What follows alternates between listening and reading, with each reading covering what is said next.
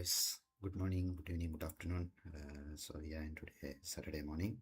Maybe you guys are in Friday evening. Let's welcome to early morning. This amazing live session, and so today we are going to start self-scripting. Actually, I planned to start Monday, but I thought okay, we did revision as this last Monday as well.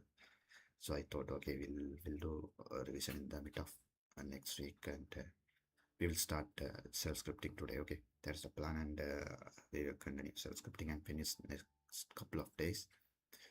After that we will start Git and GitHub. Okay, that is the plan, and so we will start for the DM, and welcome to everyone in the amazing early morning live session. If you have any question, please put in the chat. Thank you.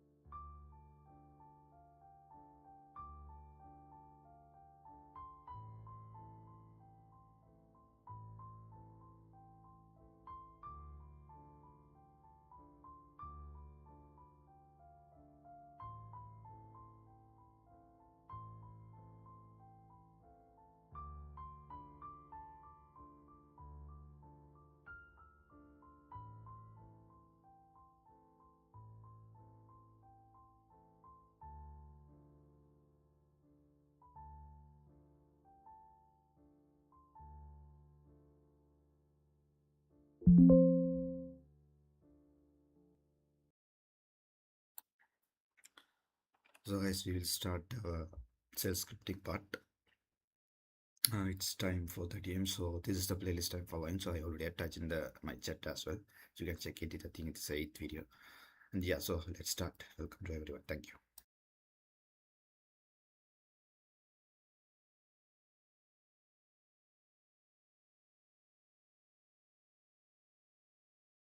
My name is Abhishek and welcome back to my channel.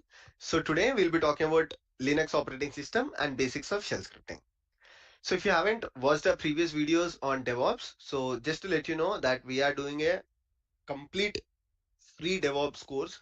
It will be a 45 to 40 to 45 days of DevOps course where we'll be talking about most of the DevOps things, and our aim with this DevOps course is to make a person with zero DevOps knowledge hero in DevOps. So if you haven't watched those videos, there is a playlist on my channel called DevOps Zero to Hero.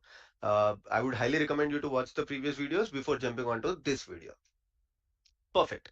So if you move to the agenda for the day, that is Linux operating system and the basics of shell scripting. Firstly, what is a operating system, right? Before you understand the concept of Linux operating system, you should know the basics of operating system or what is an operating system. So just try to understand with a practical example. Let's say you have a laptop or you purchased a Raspberry Pi or any other server. Okay.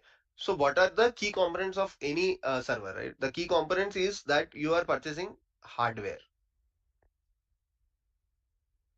I understand you get a lot of fancy things like your display, you get other things, mouse, keyboard, and all the other things that you're purchasing. But essentially, you are purchasing hardware that is nothing but your CPU, RAM, and IO, right? Or hard disk. So you are purchasing these things. And what you do once you purchase the hardware is you try to use some softwares on top of your hardware. Okay, let's say you purchase the laptop. What would be your interest? Your interest is to make use of some softwares. Whether you're using this for gaming, okay, or let's say you are a DevOps engineer, so you must be using some applications like Jenkins, or you must be using some office related stuff, or as a student you might want to learn something like Java or Python. So you are essentially running some softwares, right? This is what you're doing. So you have a software application that you want to run against the hardware that you purchased. Okay, but you can't directly do it. Okay, let's say as a user you install Jenkins and you want to execute your Jenkins pipeline. Your Jenkins can directly not I mean it cannot directly talk to you the CPU or RAM or the IO. There has to be a medium between your software and hardware, that is nothing but your operating system. Okay, so what is the operating system? Operating system is something that acts as a bridge between your software and hardware.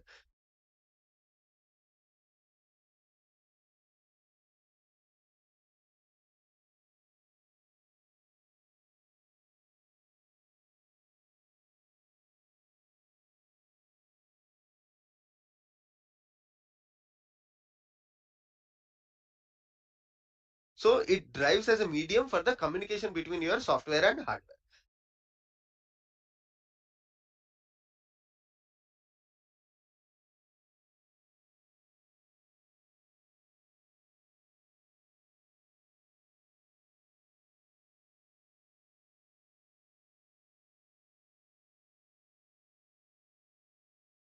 That is the definition of your operating system. Okay. So whether it is a Linux operating system, whether it is a Windows operating system or anything. So today when you purchase your laptop, let's say you purchase the Dell laptop. Okay. So what Dell does is it sells you the hardware. Okay. And on top of the hardware, what is it doing? It is installing a operating system and it is giving it to you. So you purchase the Dell laptop which comes with the CPU, RAM, IO, and along with that, what Dell is doing is it is installing Windows operating system. Okay, so that is the reason why you are able to directly deploy any application or install any application, and your application is able to process the requests that are coming from the user, that is you. So as a user, what you are trying to do is you are installing an application and your application is talking to the operating system and your operating system is talking to your hardware and vice versa, right? Your hardware is again talking to your operating system. So as a user, what you are trying to do is you are installing an application and your application is talking to the operating system and your operating system is talking to your hardware and vice versa, right? Your hardware is again talking to your operating system. Your operating system gives back the information to the application and your application gives back the information to you. So this is the process. So the communication happens in this way. Firstly, as a user, you are installing some application on your laptop and your laptop or your server. Okay, just for your easy understanding, I'm mentioning it as a laptop, but always understand it as a server. So as a user, you installed application or software on your server, and your server is giving the response or sorry giving the request to your operating system, and your operating system is sending the request to your hardware for CPU usage or RAM usage or anything. Again, your operating system is giving the response back to your your hardware is giving the response back to your operating system. From operating system it goes to your software or your application, and finally it reaches the user. So this is the life cycle, and this is where your operating system plays the key role. You must have your applications ready, you must have your hardware ready, but without operating system nothing happens. So that's why it's a core, or it's a heart of everything. Again, depending upon your comfort, whether you're using a Apple, like let's say that you purchased a Apple laptop or your Mac laptop. So it comes with your Mac operating system. If you purchase Dell laptop, by default, most of the times it comes with your Windows operating system. You're purchasing ThinkPad or something, the Linux version of it. So it comes with your Linux operating system. So depending upon the user or depending upon the vendor, they come with your own operating systems. But why Linux is very popular? But if you just think for a minute, as a student or as a kid, most of the times you are familiar with Windows operating system. But once you move to your software journey, you see that Linux is used everywhere, whether in your production systems, staging, developer environments, everything is deployed. All the applications are deployed and tested on your Linux operating system. I agree that there are Windows as well, like, but 90 to 80% of the times you test on Linux operating system and you also deploy on Linux operating system. Let's try to understand why. Okay, so there are very good reasons why Linux is very popular. First and foremost reason is Linux is a free operating system. Okay, unlike Windows, Windows is a proprietary operating system. You must know that it's a proprietary operating system provided by Windows, right? Sorry, Microsoft. Whereas Linux is a freeware or it's a open source software. So today, anybody can create Unix-like operating systems, that is Linux-like operating systems. And again, one of the key reasons is Linux is very secure. For example, you have a Linux laptop and you have a Windows laptop. You don't even have to install any kind of antiviruses. For on your Windows laptop, you must have installed McAfee or any other things like antivirus softwares, right? Anti-malware softwares. But whereas you Linux, you don't have to install any kind of antivirus. It is by default very secure. I'm not saying that it is 100% secure, but most of the times your Linux operating system is a secure software, and it contain a lot of distributions. Like today you have many distributions like CentOS. You have distributions like Ubuntu. You have distributions like Red Hat and a lot of other things, right? But if you talk about the free distributions, you have popular ones like Ubuntu, CentOS. People also use Alpine, Debian. So different kinds of distributions are provided. So you can, depending upon your comfort, you can use any distributions. And finally, one of the most important things for any application to run on your production systems is it has to be very fast. If your operating system is slow, because your operating system is heart of everything, like whenever a user is trying to send a request, let's say you are trying to access amazon.com, you are trying to access Netflix. So if your operating system itself is very slow, then it doesn't matter, right? Whether your application, you must have used advanced concept like multi-threading or any other things in your application, but if your operating system is not capable of taking these requests, then it's of no use. So that's why people always prefer fast running operating systems or the operating systems which are not crashed or which are not slow in their production systems. That's one of the key reasons why Linux is used as an operating system in that it's of no use. So that's why people always prefer fast running operating systems or the operating systems which are not crashed or which are not slow in their production systems. That's one of the key reasons why Linux is used as an operating system in production systems. So it is very fast, it is very secure, and it is also free in nature. So what are the things that you want, right? When something comes for free, when something is very secure and fast, then that's a bliss, right? That's a blessing. So that's why people use Linux operating system over Windows. Okay. So if somebody asks you what is the difference between Linux and Windows, so this is something that you answer. Or why Linux is most widely used when compared to other operating system. These are some of the reasons. Now, let's try to take couple of minutes to understand the architecture of it. Okay.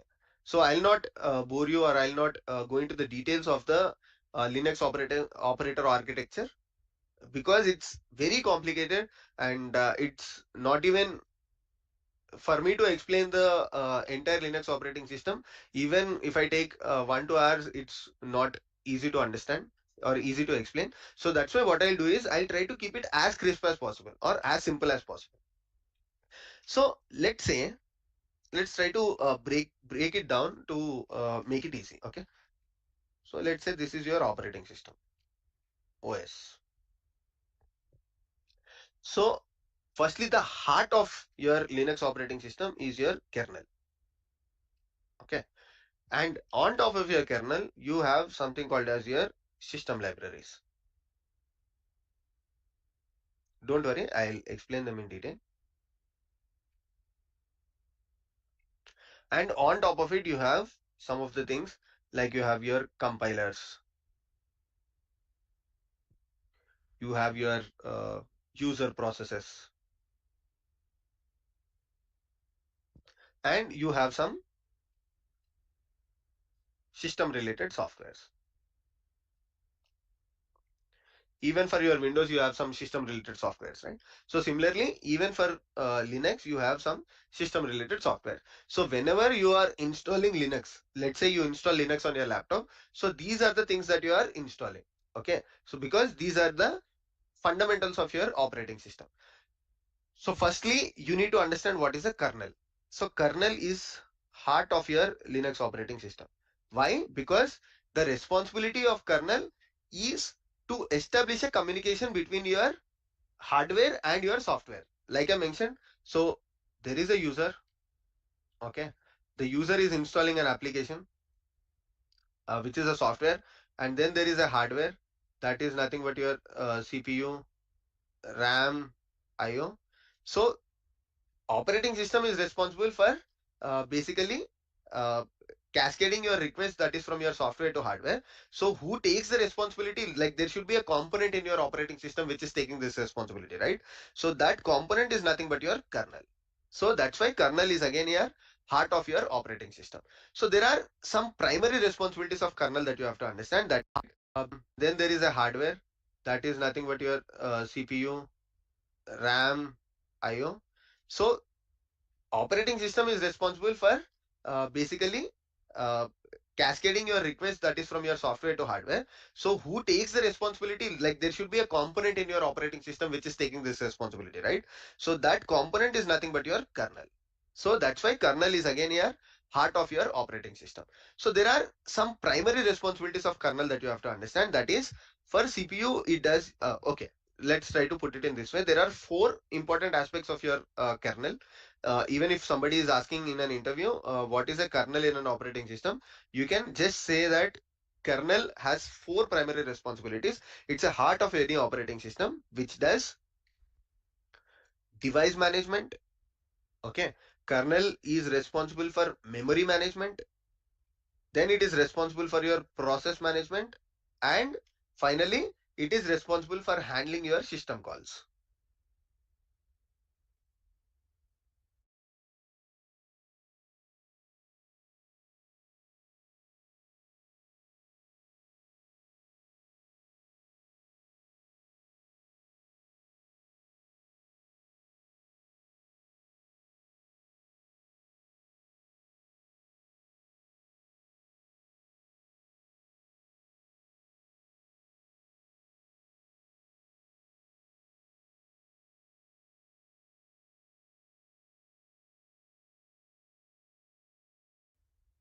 Okay. For any operating system, these are the key aspects and that are handled by your kernel. One is device management, memory management, process management, and handling the system related calls. After that, you have system libraries, right? Uh, like as I mentioned, you can also take example of kernel modules and other things, but let's try to keep it very simple. So after the kernel, you have system libraries. And what you have in system libraries? So system libraries are basically responsible for performing a task. Let's say user is trying to perform a task. So it comes from your system libraries and then it goes to your kernel. So each operating system has their own supported kind of these system libraries. So let's say you are installing to the kernel, you have system libraries. And what you have in system libraries? So system libraries are basically responsible for performing a task. Let's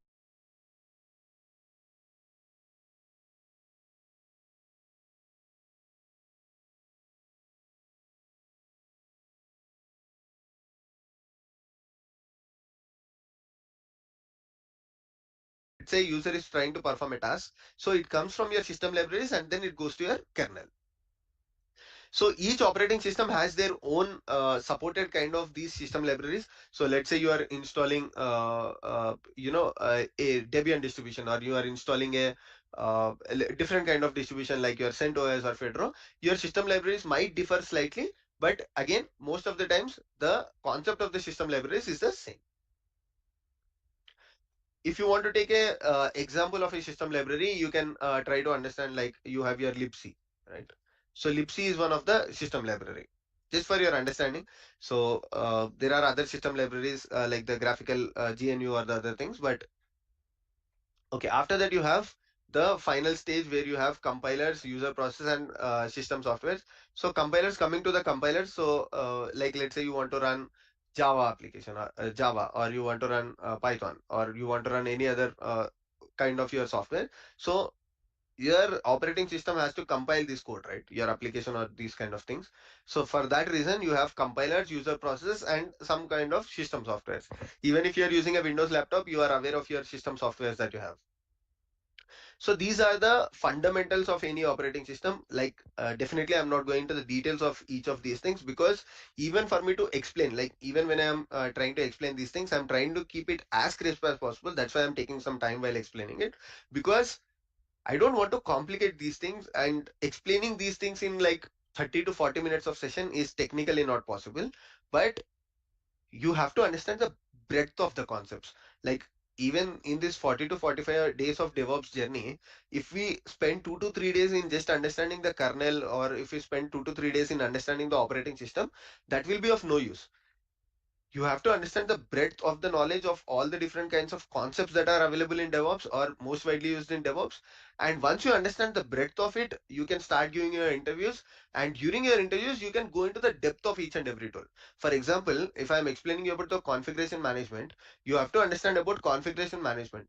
But you don't have to spend 10 days, 15 days in just understanding different tools that are available in configuration management. Like, don't learn Ansible, Puppet, Chef, and everything. Just learn one thing, start with your interviews, and then once you're comfortable with your DevOps journey, then probably you can understand, okay, what is Puppet, why Puppet is different from Ansible. For now, just restrict to one thing.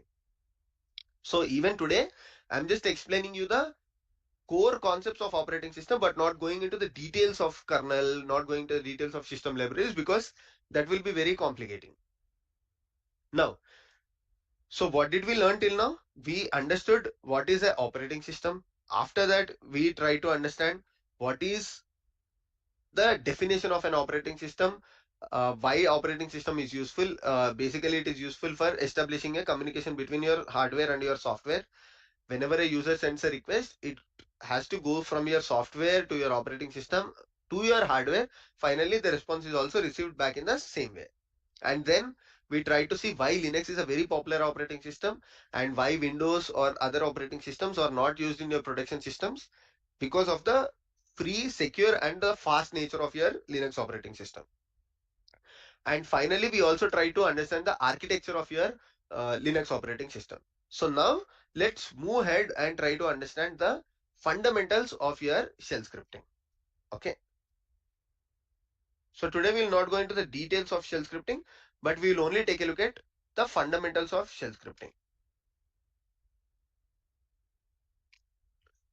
So because you understood what is Linux operating system, why you have to use something like a shell scripting?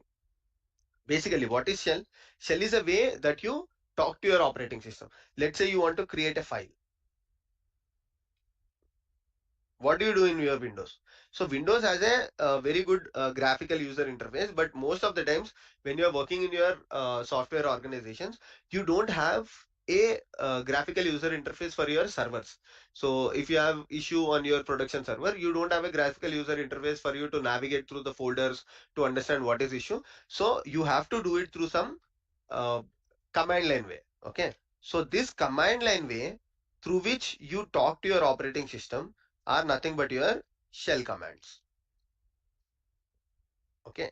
So in Linux, the way that you talk to your operating system is using your shell commands. So shell is most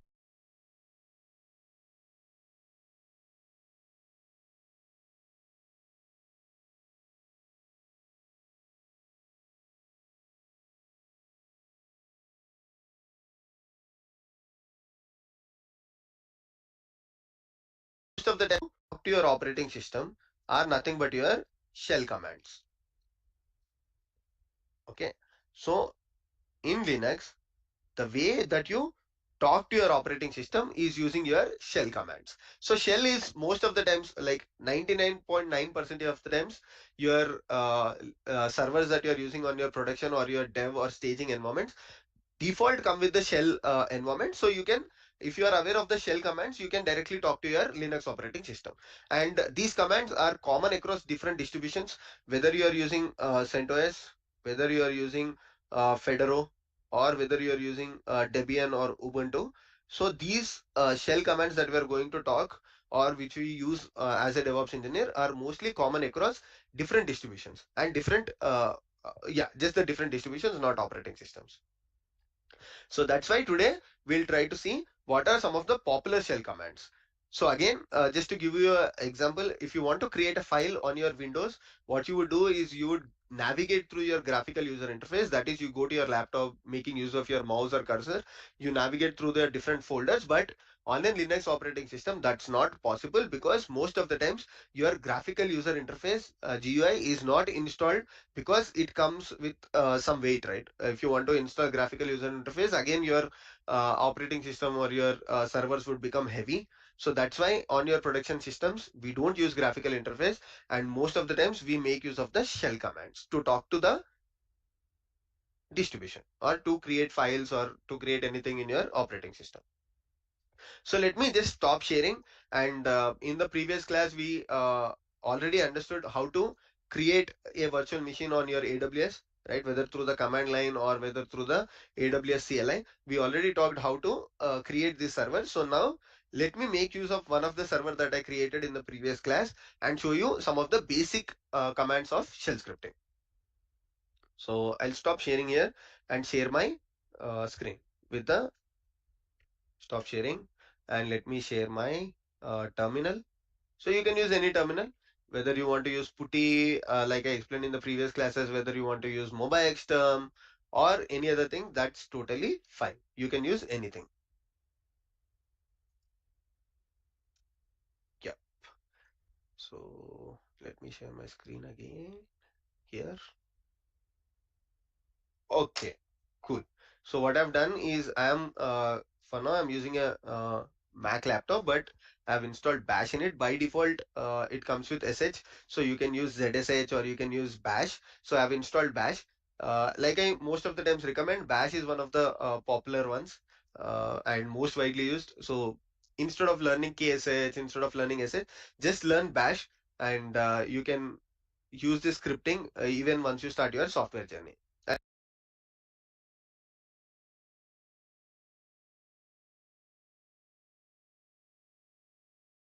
And even in our DevOps zero to hero DevOps journey, we'll be learning about Bash only. So I have, like I mentioned, I have this one here. The Just give me a second for me to pull the. Okay, I got hold of my IP address of the newly created AWS instance in the previous class. So this is the command I'll use to log in. So if you just want to understand one more time, so this is the key value pair that we just created, I mean, in the previous class, and using the identity file, that is the key value pair. What we do is we make use of the public IP of the EC2 instance to log into the instance. So we created a Ubuntu related image in the last class. So created a Ubuntu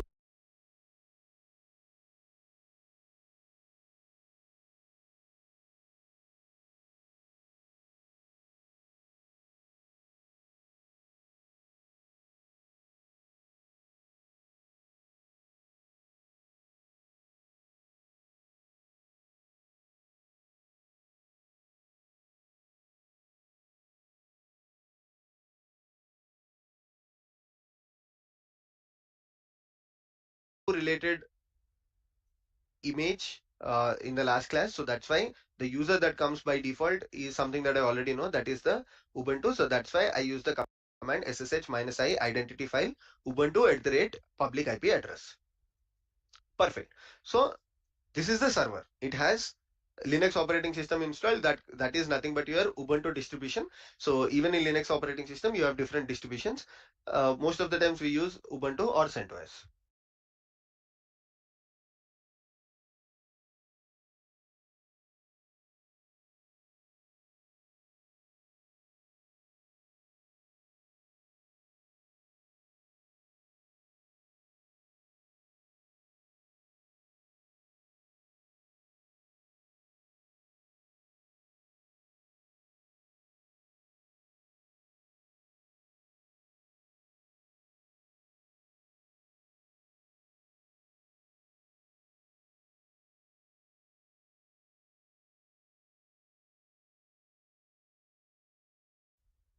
Distributions are nothing but the vendors that are providing this Linux operating system, right? So Red Hat is a vendor that provides Linux operating system using Red Hat. CentOS is one, Fedora is one, Ubuntu, Debian, different vendors provide Linux operating system. You can make use of anything. Ubuntu is most widely used.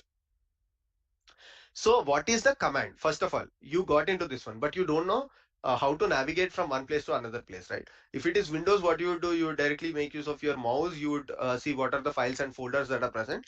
But on your Linux platform, if you want to see what are the different files and folders that are present here, the command that you make use is ls. So by using ls, you try to understand what are the files and folders. Ls is nothing but list. Okay. So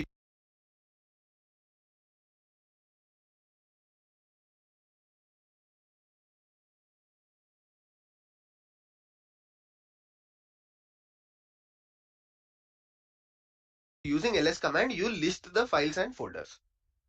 But if you see here, it is showing the files and folders in this particular directory, right? But I want to see the files and folders everywhere. But for that, I need to understand where I am currently. Again, if you are on Windows, what you would do, you would right click and see what is your current location. But everything in Linux has to be done through some commands. For that, what is the command that you use is pwd. So pwd stands for present working directory.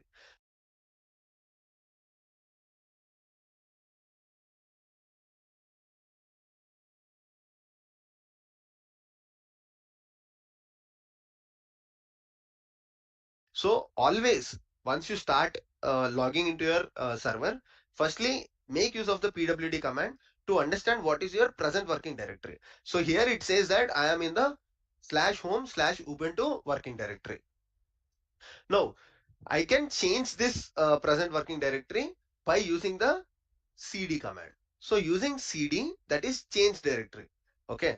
So again, always try to compare with the operations that you are doing on your Windows machine if you are very used to, just to understand how to correlate, right? If you are, for example, you want to move from C directory to the D directory in your Windows, what you will do, you will make use of the cursor and click on the back, you do back click and then go to the D directory. But in Linux, it's not possible because there is no graphical user interface most of the times. So that's why firstly you would do pwd to understand where you are currently, and using ls, you understand what are the files and folders that are available in that directory. And let's say you want to move from /ubuntu to bundle directory. So for that, what you will do is you will make use of the cd command. Cd stands for change directory. Cd bundle. And once you do cd bundle, again if you do pwd, you can clearly see that your present working directory has changed.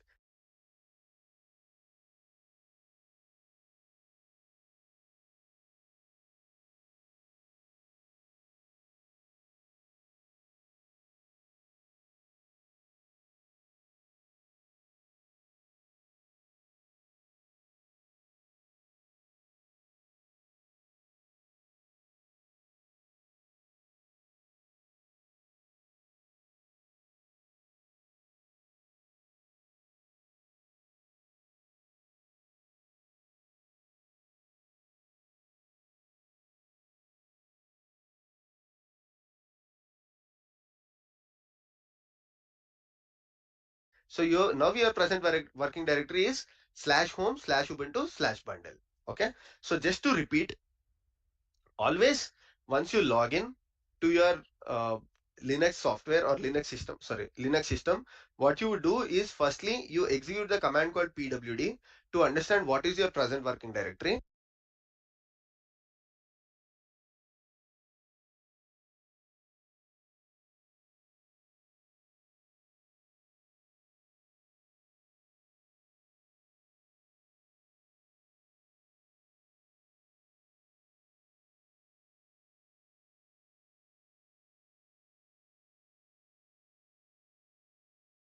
directory. And once you understand your present working directory, you need to do the ls command to list the files and directories. Okay, so inside this present working directory, I have few files or folders as well. So for me to understand or to just see, like let's say somebody asks you what are the files and folders that are present in bundle directory. So you make use of the ls command to list the files as well as folders.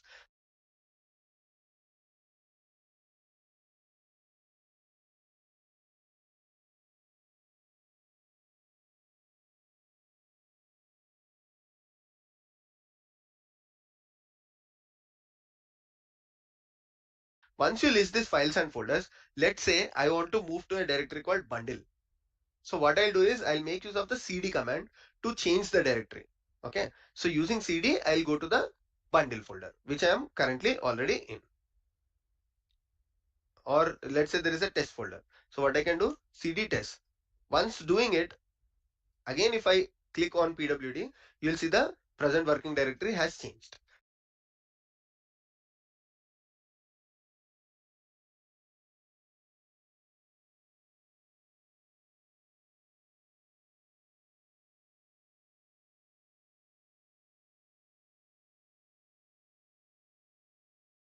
If you want to go back, okay, like let's say you came here and now you just want to go back, instead of giving the complete path, what you can simply do is you can say cd space dot dot. So what happens when you do cd space dot dot is you go back to one directory.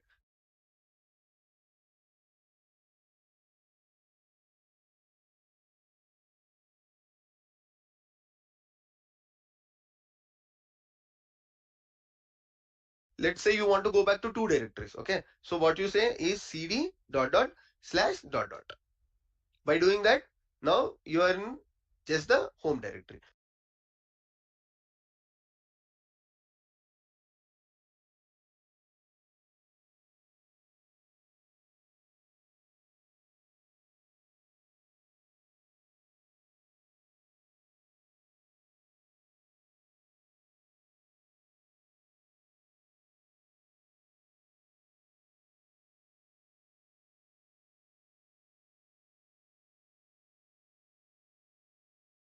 And if you want to go to two directories more, or two directories in depth, what you can do is cd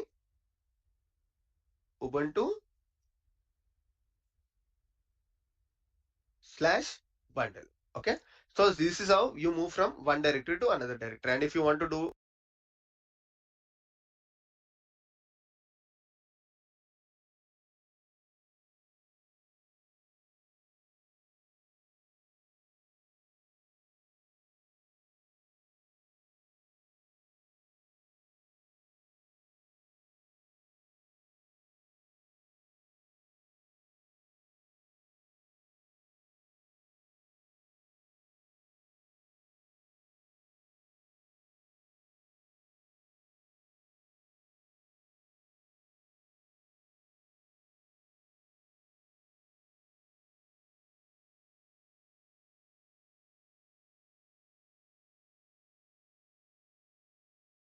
uh, with multiple, like you want to go back to multiple directories or go ahead of multiple directories, you can make use of this slash operator. Perfect. So just in 1 minute of time, we learned about three different commands, that is pwd, cd, ls. So we learned about these things, right? Now, let's say I want to list all the files and folders with timestamp, who is owner of the file, and other information like is it a file or a directory. So you can make use of this one simple command, that is ls hyphen ltr. Okay, ls minus ltr. So what does this ls minus ltr does is it provides you the information, like if it is starting with d, that means that it is a directory. If it is not starting with d, that means that it is a file. So if you see here, this is a directory, this is a directory, test is a directory, metadata is a directory, like manifest is a directory, bundle is a directory.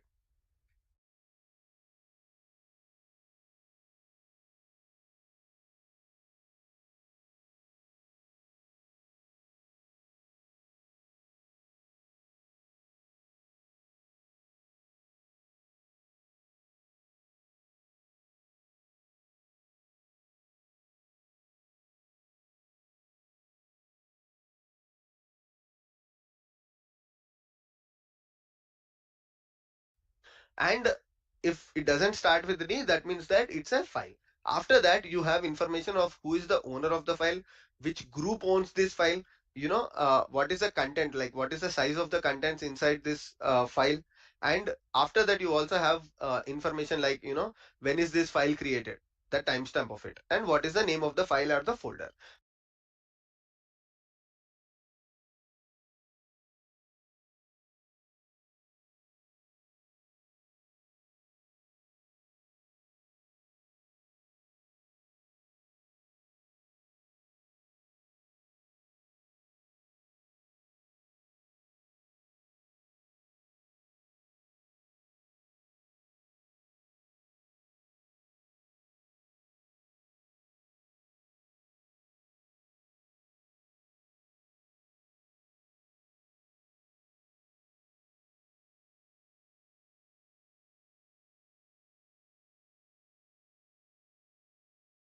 So if you want to just list the files and folders, you can use ls command. But ls supports advanced, that is using ls minus ltr, you can list the files and folders with its properties. That is, who is the owner, who is the group owner, or what is it a file and the folder. And you also provide get the information that what are the permissions of it, and what is the size of it, and the timestamp using the ls minus ltr. So these are some of the basics, right? And after this, you might want to create a file. Okay, so to create a file, you can simply use the touch command. So using touch command, you can create a file, but like let's say touch space Abhishek. So now what happens is a file called Abhishek is created, and to see if this file is created or not, you can use again ls command, and you'll see a new file called Abhishek.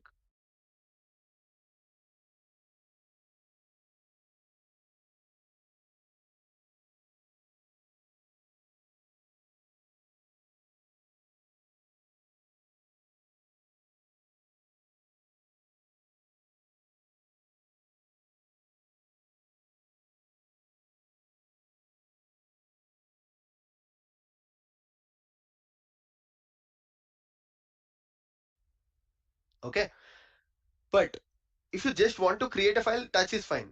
Most of the times you want to create a file and you want to write contents inside this file. So for that we use the vi command. So using vi, you can not only create a file, but you can create a file and write inside the file. So vi space, let's say test. So a file called, see here, a new file is being created with name vi, with name test, and you can also start writing into the file. But to write content inside a Linux file, okay, or file in a Linux, it's not straightforward, because when you open a file, Linux will ask you, do you want to read the file, do you want to write content into the file. So using escape, okay, always once you enter a file, click on escape and tell Linux that I want to write content inside the file. So click on I. By clicking on I, you will move to the insert mode, and then you can start writing into the file. Hi, I'm Abhishek. Okay, and using again escape, you have to use this called colon wq to save the file. Okay, so now you wrote contents inside this file.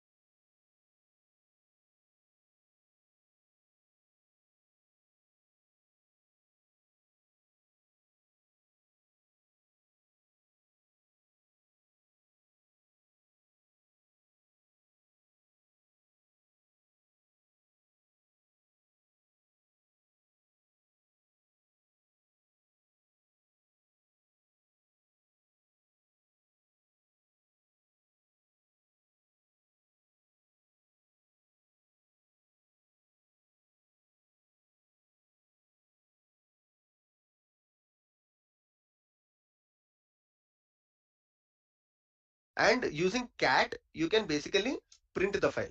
Now if you feel that I'm moving too fast,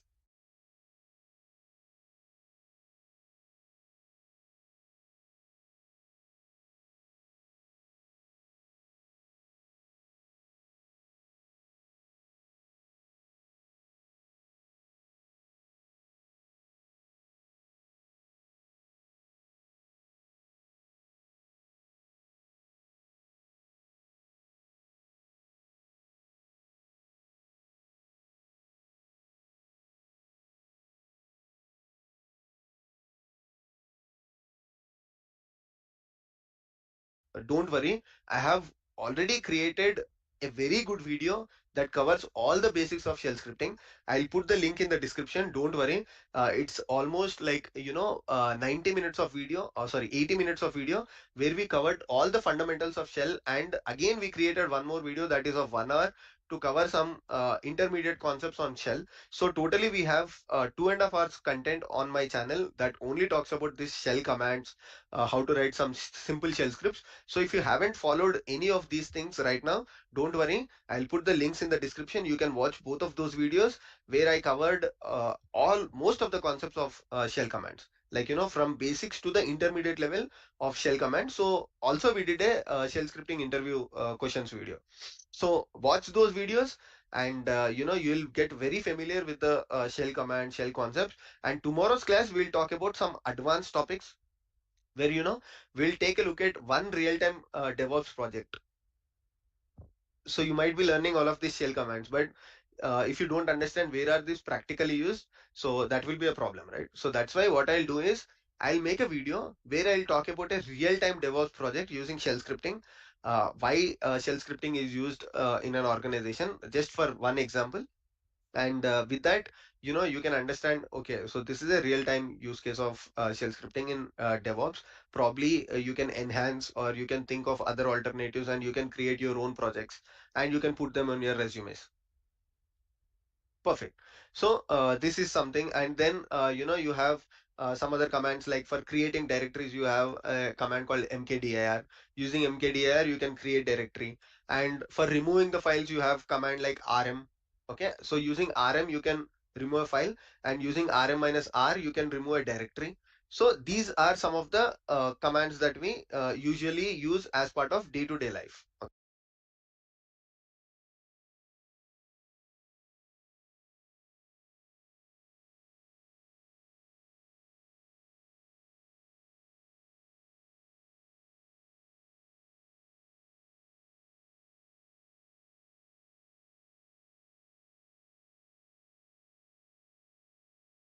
Okay, so it says folder already exists. Let's say I do mkdir and call it something called as Abhishek1. So it creates a directory called Abhishek.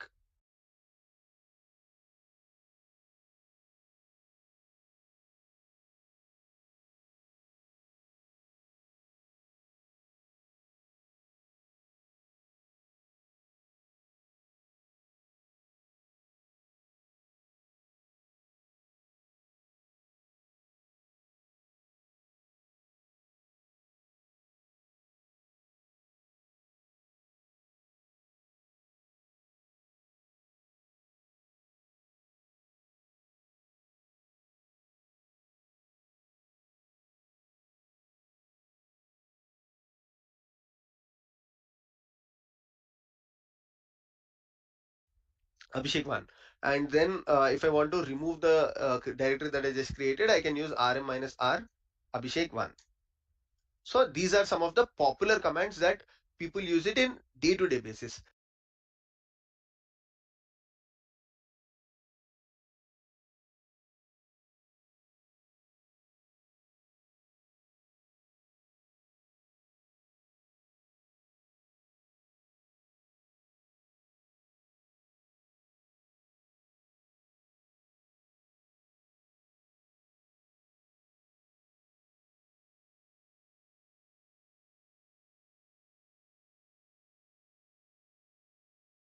But apart from this, so this is about creating a file, writing a file, reading a file, and all of these things, right? But let's say you want to log into a Linux machine and you want to check the CPU, memory, or the performance of your machine completely, which is very important, right? So let's say that you're using a Windows machine, and in your Windows machine, all of a sudden you realize that your Windows machine, all the CPU is used or RAM is used. So how do you check? Basically, you go to your system properties, and you'll see what is the RAM size, and then you'll go to Task Manager and you'll see how much RAM is used. You'll compare both of these things, right? So in your system properties, you understood that your laptop is of 8 GB RAM, and in your task manager you realize that okay, 7 GB is already used. So similarly, let's say you want to do the same things in your Linux. So for that, you do it only through your shell commands. Okay. So what are the shell commands that you'll use here is for looking into the memory. You use a command called free. So using free, for better readability, what you can do is you can do free minus mg. Sorry. So using free minus g, what you can do is you can understand what is the memory of your laptop, that is, or your server, and using nproc.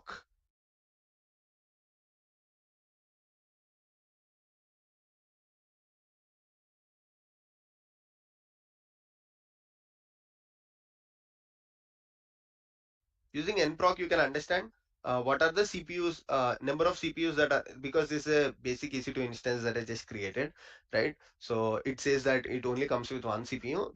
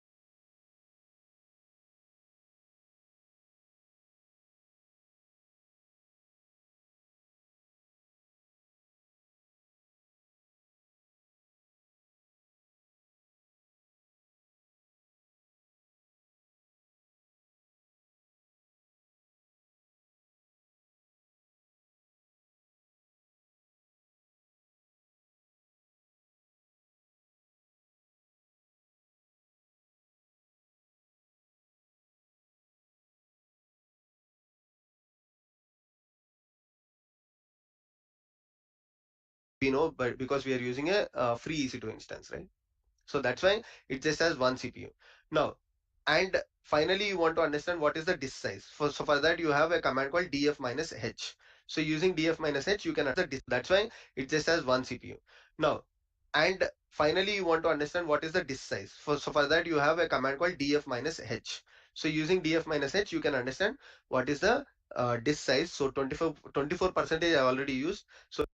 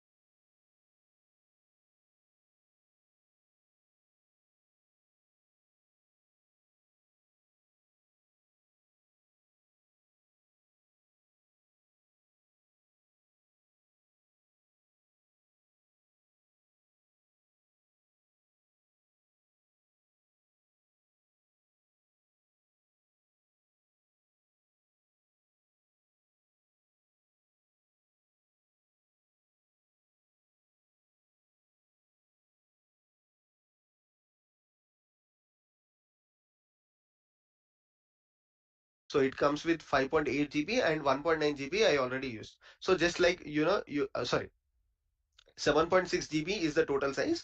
1.9 GB is something that I used, and 5.8 is available. So 24% of this is something that I used.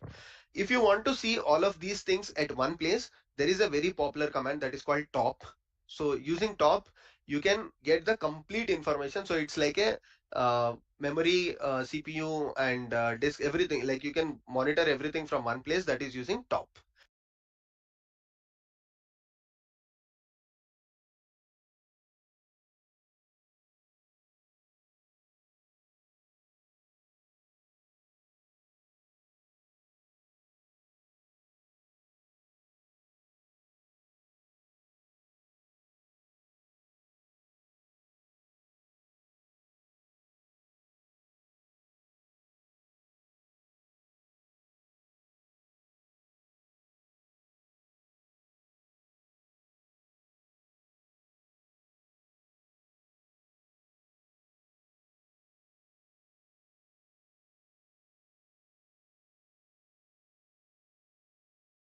So it says like, what is the CPU percentage that is used, what is the memory percentage that is used. So this is a very popular interview question. That is, what is the command that you will use to manage your memory CPU or look into the details of it. So the answer is using the top command.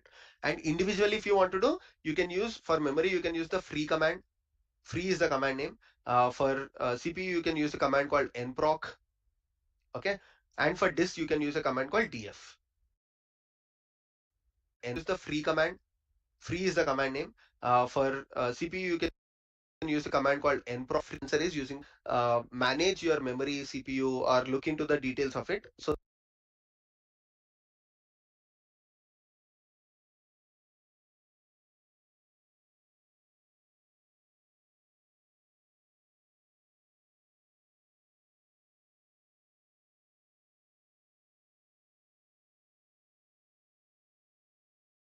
So the answer is using the top command. And individually, if you want to do, you can use for memory, you can use the free command. Free is the command name. For CPU, you can use a command called nproc.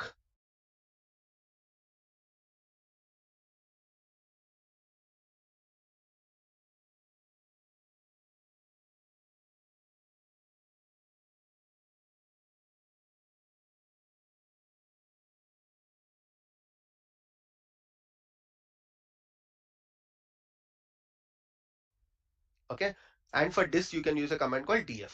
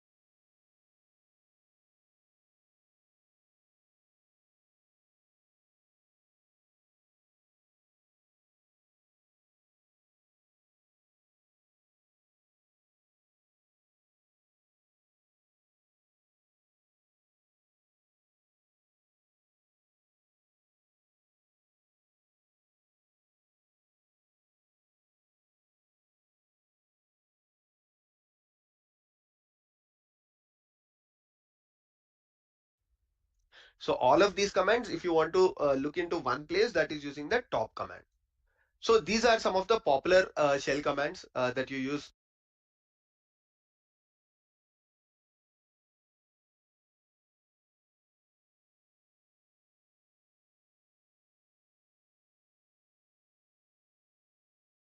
day-to-day basis. We looked into creating a file, creating a folder, removing files, writing into a file, reading a file, and listing a file, how to look into the permissions of a file, right? And finally, we also looked into some of the processing or management related commands, that is df to look into the disk file size, and memory using free command, and CPU using the nproc command. And for the whole management, we can use the top command. So we looked into all of these things, right? And if you have still more questions, or if you are eager to learn many more shell commands, so like I mentioned, I created 3 videos on my channel, and there is also a playlist called shell scripting, I guess. So I'll put all of the links in the description. So once you watch these videos, at least watch the intermediate level video where I covered a lot of shell commands before we move to the tomorrow's topic. Because in tomorrow we will see a real-time shell scripting DevOps project. Perfect. I hope you enjoy the video where we understood the concepts of operating system, basics of shell scripting, and everything. If you feel that this video was useful, click on the like button. If you have any feedback for me, whether it's positive or negative, put that feedback in the comment section. So I'll make sure to take your feedback and improve in the future videos. And finally, if somebody is willing to learn DevOps and is not a subscriber or a viewer of our channel, please try to share this video with your friends and family. And if you haven't subscribed, please subscribe to my channel. I'll see you in the next video. Take care.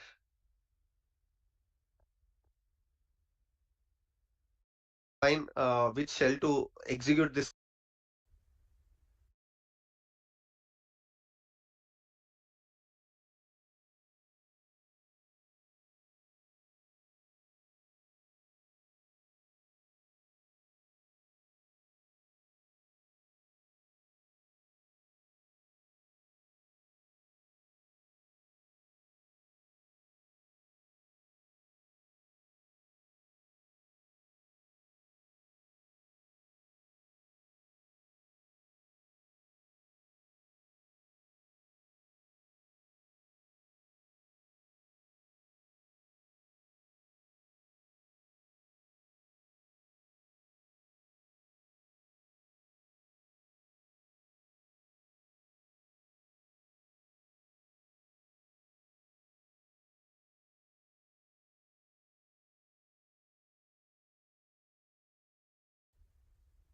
Hello everyone, my name is Abhishek and welcome back to my channel.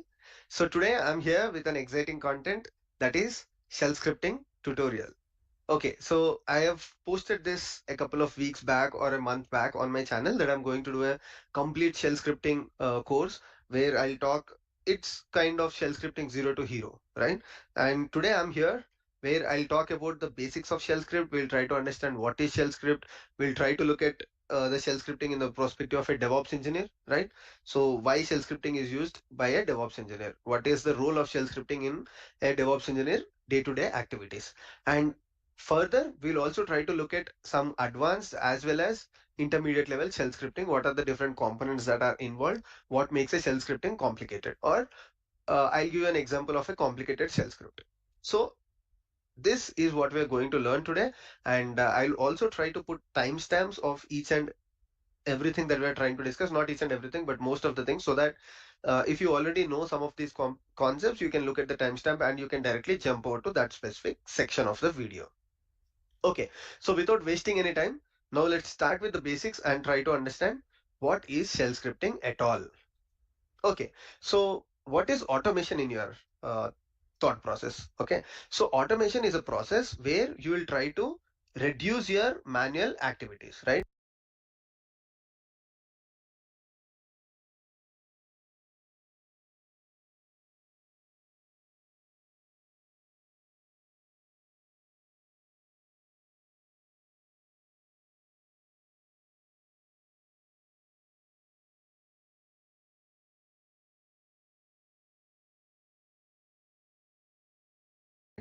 So what is automation in your thought process? Okay, so automation is a process where you will try to reduce your manual activities,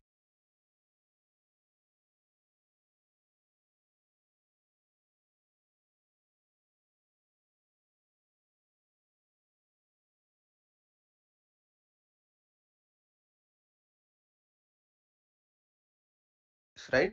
Let's say you are given a manual activity. So now to reduce this manual activity, you choose to automate this one. This is common in any field, right? This has nothing to do with DevOps or software. So even in your day-to-day activities, if you're doing something constantly and something that is very tedious or something that requires a lot of your effort, you will try to do automation. So similarly, if you're doing any such thing on your Linux hosted machine or on your Linux compute, whether it can be a Linux machine on your AWS, right, or a Linux machine that you install on your laptop.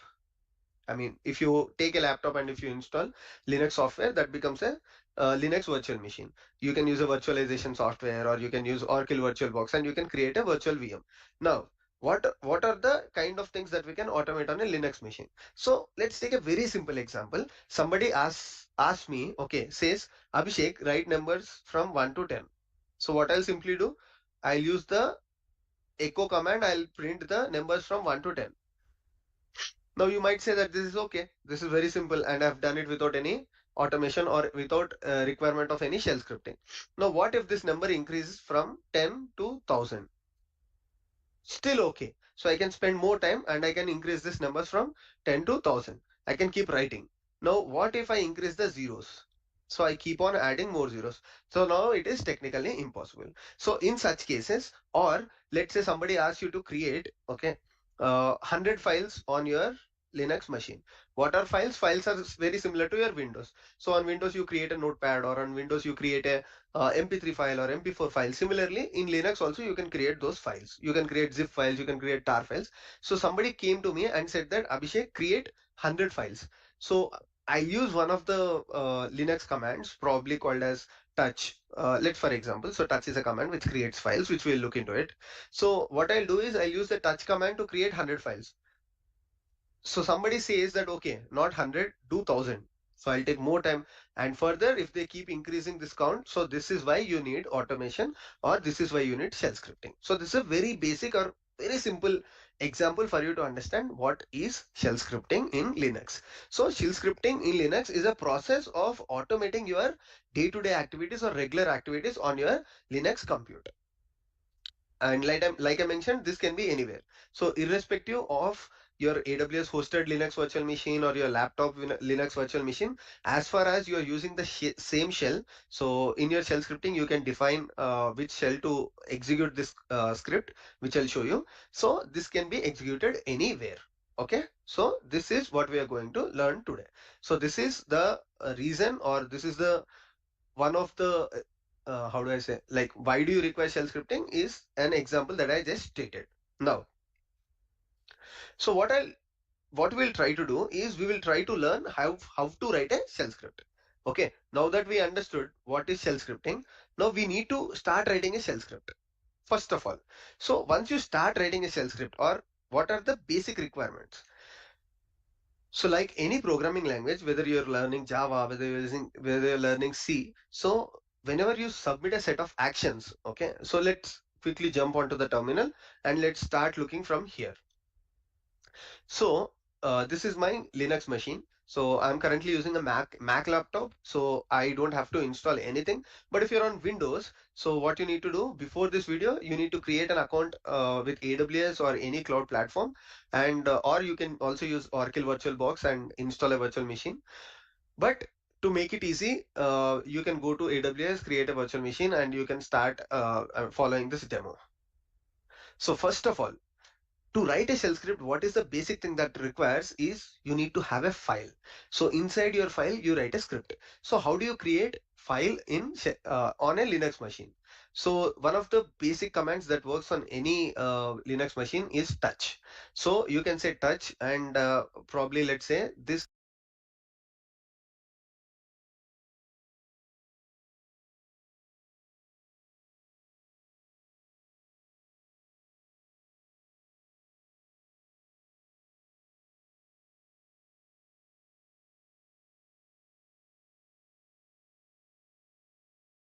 is okay. First shell script. Okay, because I'm writing a shell script, the extension would be .sh. Similar to if you're writing a Python file, it would be .py. If you're writing Java file, so I mean, depending upon the program language, you use the extension.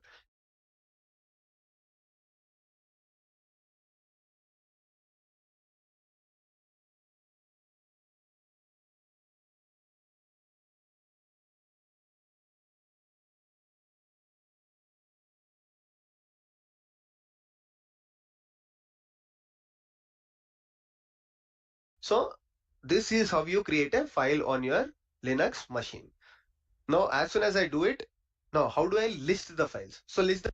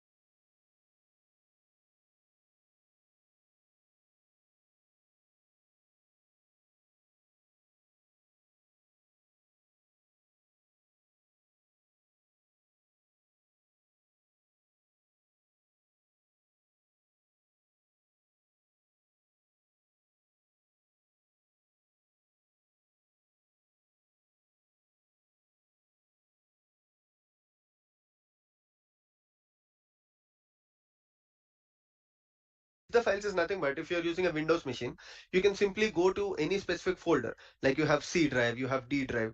What you will do, you will use your cursor, you will use your mouse, and you will go to the C drive and you will click on the button on the C drive, and it shows all the folders that are present or all the files that are present inside your drive. Similarly, in Linux, you cannot do all of those things if you don't have your uh, prompt, or if you don't have I mean, if you're simply using the command line. The command that used here is ls. So as you do ls, so this is the file that I just created.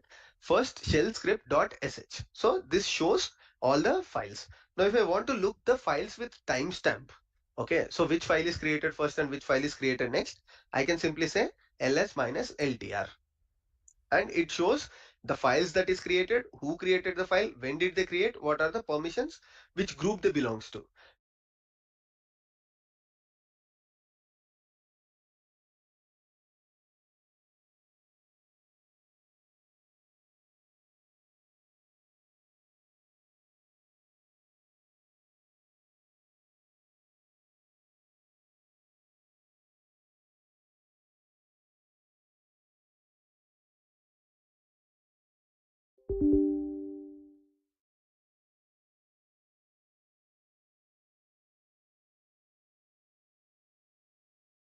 Now I'll explain about each and everything in detail, but for now, you understood what is ls and what is ls minus ltr.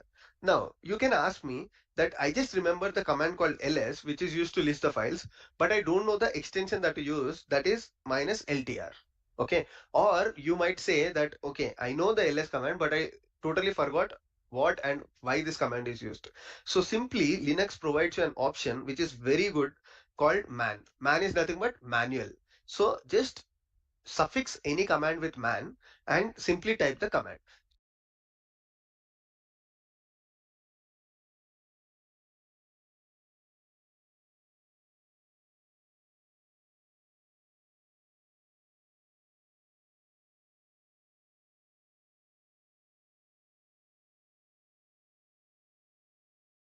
So it gives you the details of the command. Like it can be any command.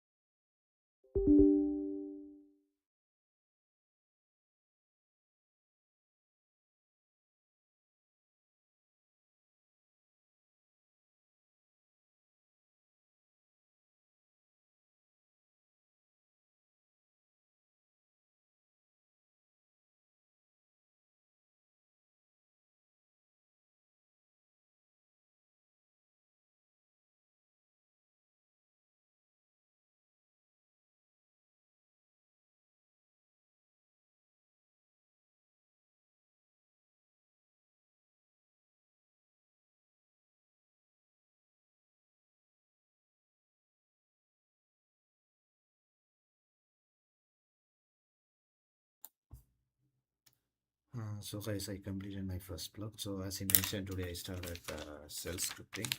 So in the starting shell scripting, we explored some basics of the operating system, so understand how operating system work and how it allows to communicate with hardware and software.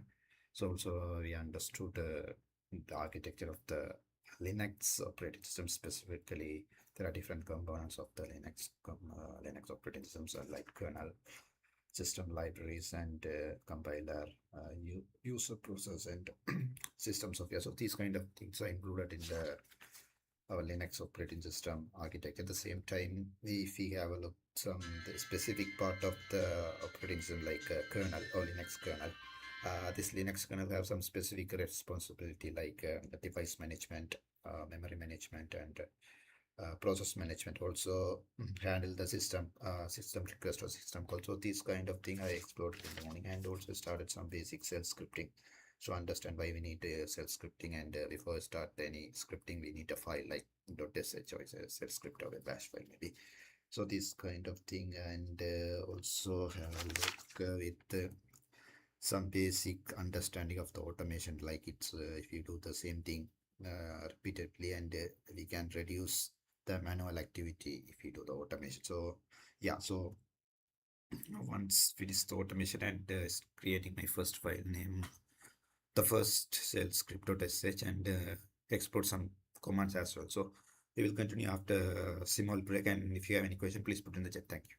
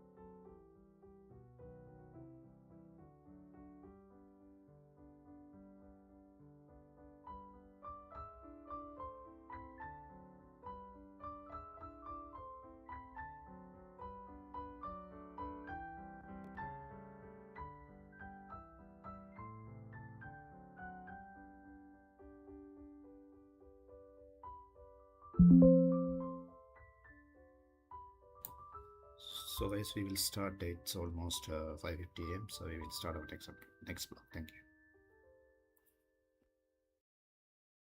So we are going to start our next block. Thank you. If you have any question, please put in the chat. I will reply in the break time. Thank you.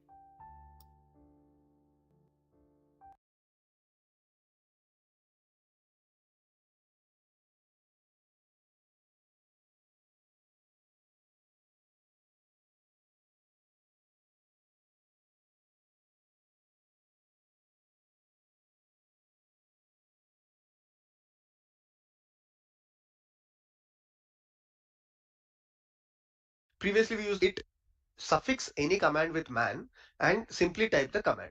So it gives you the details of the command. Like it can be any command.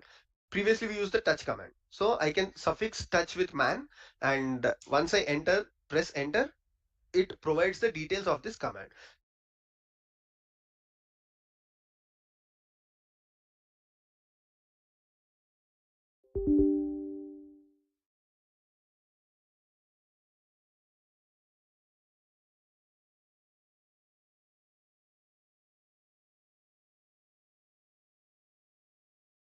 So what does it say? Touch.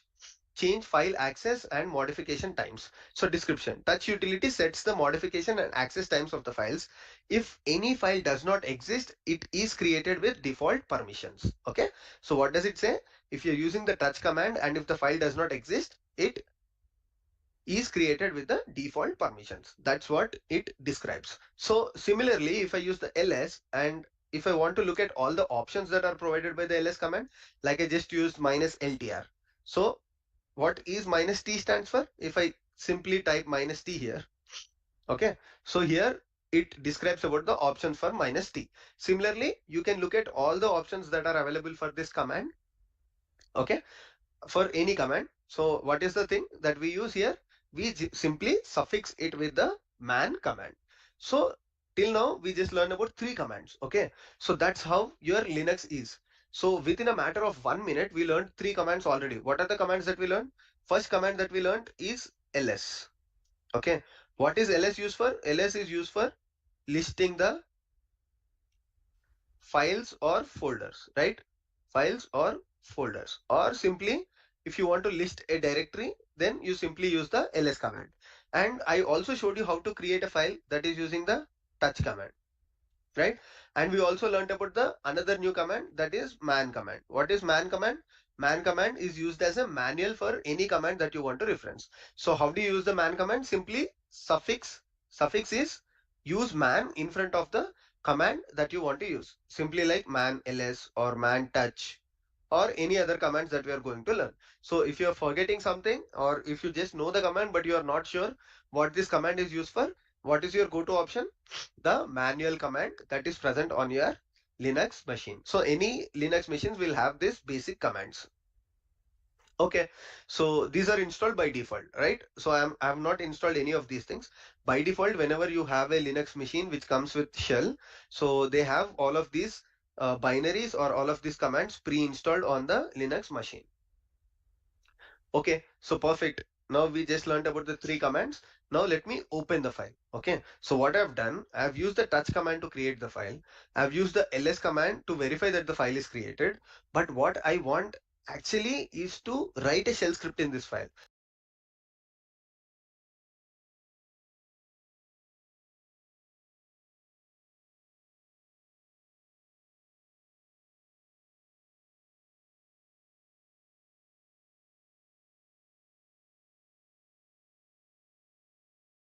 So to write a shell script in this file, I have to open the file, right? So similarly, if you're on Windows and somebody asks you to write a notepad, probably you create a notepad to list some of the items that you want to reference in the future. So what you will do, you create so to write a shell script in this file, I have to open the file, right? So similarly, if you're on Windows and somebody asks you to write a notepad, probably you create a notepad to list some of the items that you want to reference in the future. So what you'll do, you'll right click and you'll create a file using the new file option, and then you open the file in a notepad and you start writing. Similarly, you can also use the vim command, so vim or vi. So vim is not available by default, you have to install it, but vi is directly available on any platform. So if you're using any Linux machine, vi is by default available, so you can directly use vi. So now I'll use the vi and I'll open the file that I just created. So now you might say that, okay, there are hundreds of files here. So what you will do, simply use ls command. If you don't remember the file name that you created, double click, which will save the file name. So Linux is kind of different. So you don't have to right click and use the copy option that you use on Windows. If you simply double click on any of the content, it gets automatically copied, and you can directly use command V or control V depending upon your operating system, and that gets pasted on your terminal. Okay, so if people are not aware how I'm using this terminal, what is this terminal? So it's very easy. You have multiple terminal options. So all that you need to do is go to your browser and let's say you're on Windows, come here and say download putty. So putty is one of the terminal which provides you the graphical user interface. Okay, so using putty, you can basically SSH to your virtual machine, and you can start using the terminal that I'm kind of using. I'm basically using a tool called terminal. The name is also terminal or item, that is iTerm, that is provided by Mac. Okay, so now without wasting time, now let me open this file. What is the command to open the file? Vi. And if you want a good user friendly interface, then I can use Vim. So Vim is also, it's not difficult to download. I'll show you how to download Vim as well. But if you don't have Vim, don't worry, you can directly use Vi. So now the file is open.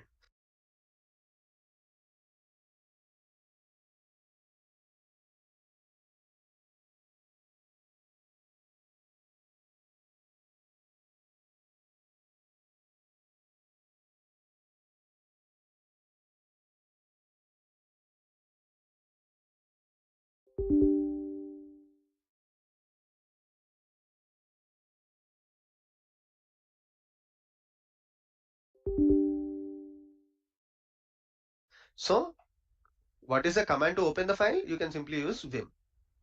Now let's say what happens if I don't use the touch command and if I directly use the Vim command.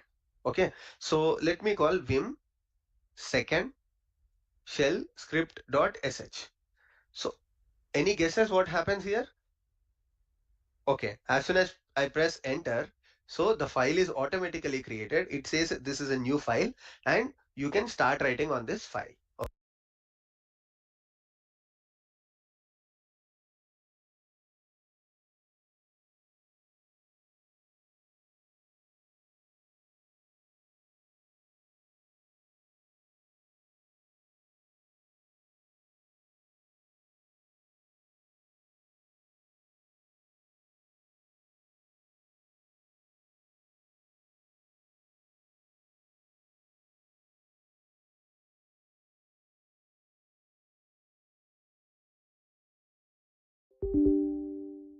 Okay, so even you can basically create a file using vim command, but what is the point of using the touch command? So you might ask me, okay, if touch and vim are using the same thing and vim has advantage over touch or va has advantage over touch, that is you can create the file and you can write the file at the same time, then why should I use the touch command? So you might get this question, but touch command is basically used in your automations, so it is very important to learn the touch command.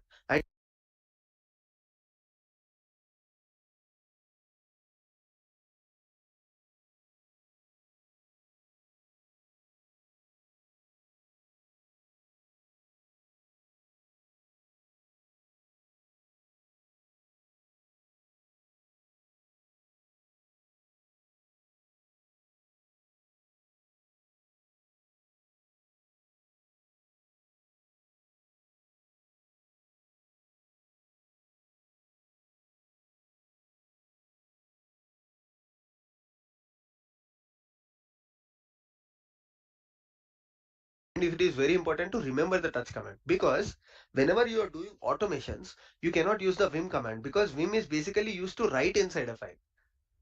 But whenever you're doing some automations, like you might have a requirement to create 1,000 files, okay, for some random reason. Let's forget about the reason, but somebody comes to you and says, Abhishek, create 1,000 files. Now you cannot create no, now you cannot use vim inside your script because vim opens the file.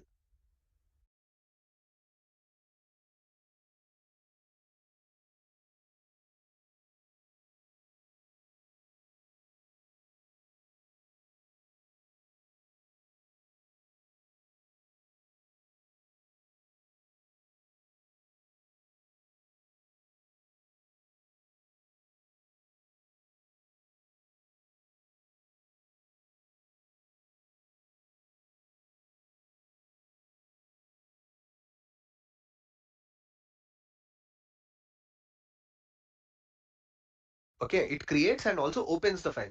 What happens if the file is opened? Let's say you have a Windows laptop and I'll play 1,000 movies at once. What happens? Your machine gets crashed. Okay, similarly, what happens if the file is opened? Let's say you have a Windows laptop and I'll play 1,000 movies at once. What happens? Your machine gets crashed. Okay, similarly, even in Linux, you cannot open a lot of files, and if a lot of files are opened, then it's a problem. Or what happens if a movie is opened and left like that? And if you try to close that process, Windows says that, okay, this process is used by somebody else. First close that file and then only you can close this process, right? Let's say you're watching a movie and you want to close the MP3 or MP4 player that you are using. So when you try to close the MP4 player, what your Windows says? Okay, you cannot close the MP4 player because somebody is using the MP4 player. Similarly, you cannot keep a lot of files open. Okay, so that is why we also use the touch command. So now let me open this one. So I'll just double click and using the vim or vi, I'll open this file. And now to start writing the shell script, the very first thing that you do is use this specific indentation or use this specific syntax slash, okay, hashtag followed by exclamatory followed by slash. So this is called shebang. So what is this called? This is called shebang.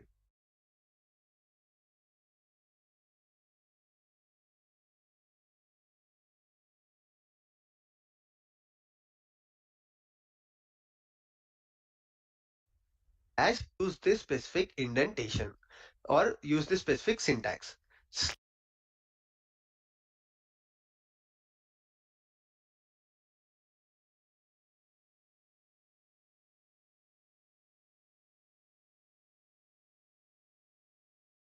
slash, okay, hashtag followed by exclamatory followed by slash. So this is called shebang.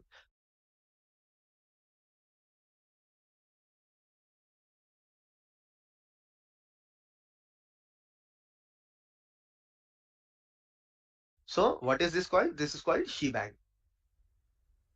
So what is the use case of shebang? I'll explain you. And then followed by you'll say slash bin slash bash or slash sh or slash ksh. What bang? So what is this called? This is called shebang. So what is the use case of shebang? I'll explain you.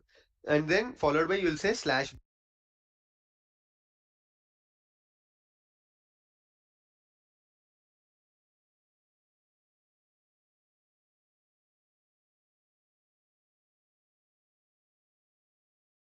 bin slash bash or slash sh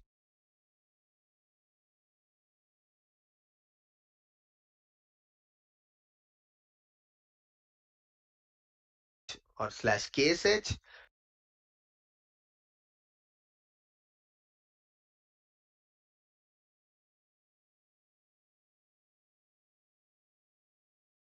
What are these things? Okay. So now this is something very important to learn.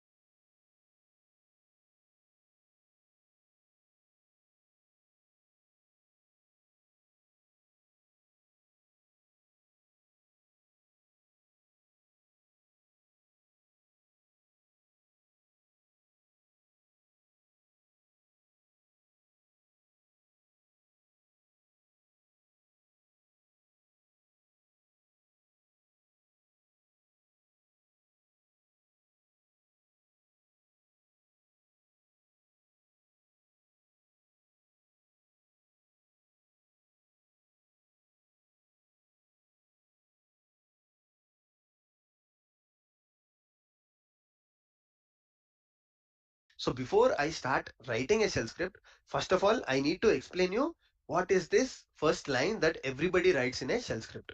So now you go randomly to any shell script. Okay. So let's say I will go to a GitHub. Okay. GitHub shell script examples. Okay. And I'll randomly open any GitHub repository. So I just opened a GitHub repository here and let me increase the font for you. And let me open this script folder, and there is a simple shell script here called addition.sh. And what is the first line that this person wrote? Shebang user bin env bash. So everybody uses the shebang and writes the specific syntax, or effect.sh. Randomly you open any of these files. Okay. So the first line would be using the shebang and the shell that they are using. Now, what is the requirement? Why you have to do that? Okay. So let me explain you this with a detailed, what is the history of writing these things? So let me explain you. Okay, so you're seeing my board right now. Let me erase all this content here.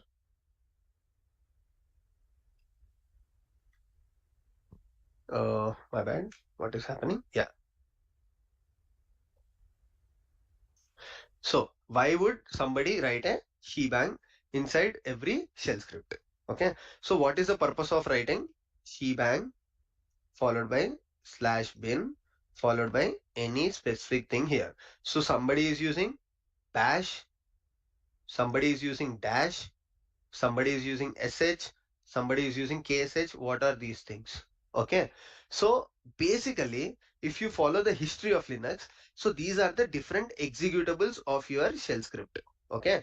So a Linux, so these, okay. So basically, if you follow the history of Linux, so these are the different executables of your shell script.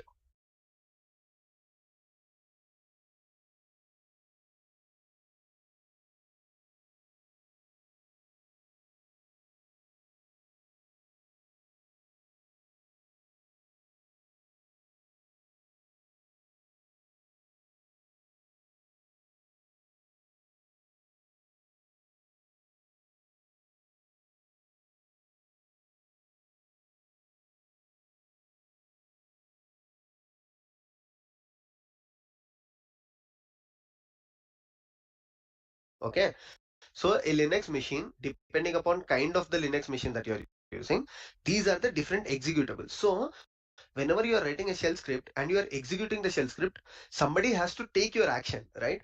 So let's say you are running a Java file, or you're running a Java program. Who is executing this Java program? Who is executing this Python program? Similarly, there has to be an executable who is executing this shell script as well. So these are the executables. What are they? If I have to repeat one more time, there is bash, there is ksh, there is sh, and similarly there is also something called as dash dash. So these are the different options. There are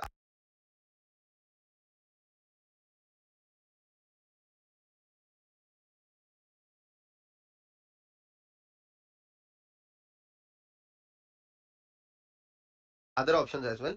If you're using AX, there is different things. So I'm not going into details of it, but these are some of the most used things. So these are the different options that are available.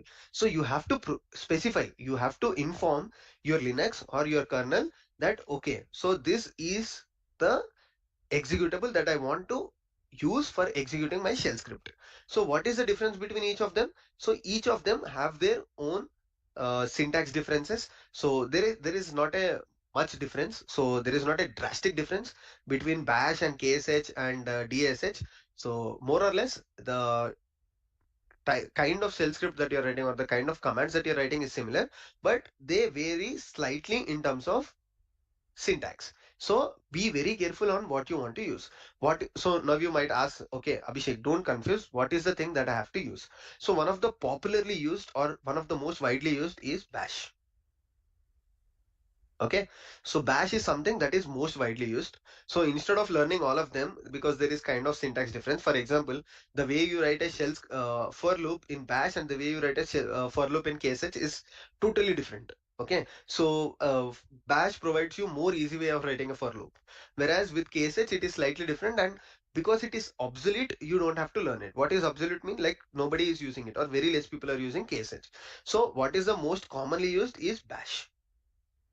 Now, one more thing that you find here is if you look at your program, like if you look at the shell script that are written in your organization, or if you randomly look at shell script that are used, that are provided in the GitHub, so you widely see opinion between these two things. So most of the people are writing shebang followed by slash bin slash sh, and some other people are using shebang slash bin slash bash.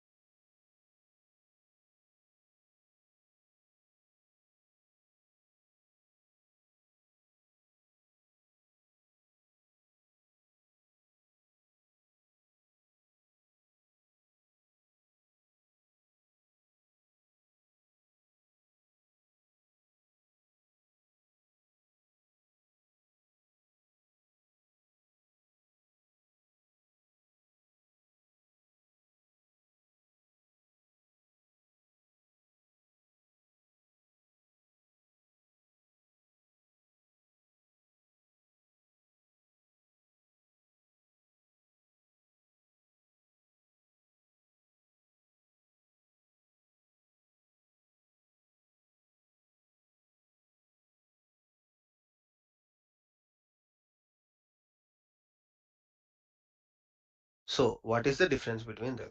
What is the difference between sh and bash? Now, previously I explained you what is the difference between ksh, bash, and also the other things like dash or dash.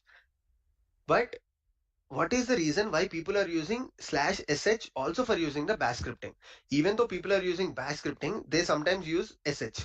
So previously, okay, if you again go back to the history of Linux, so slash bin slash sh is something that redirects your like even though they are providing slash bin slash sh, so there is a concept in Linux called linking. So there is soft link and hard link, which we will not cover in this video, but there is a option called linking. So using linking, even if you're providing this one, this previously it was redirecting to slash bin slash bash. That means, so even though you are providing this, the request is taken by sh, but it is forwarded to bash.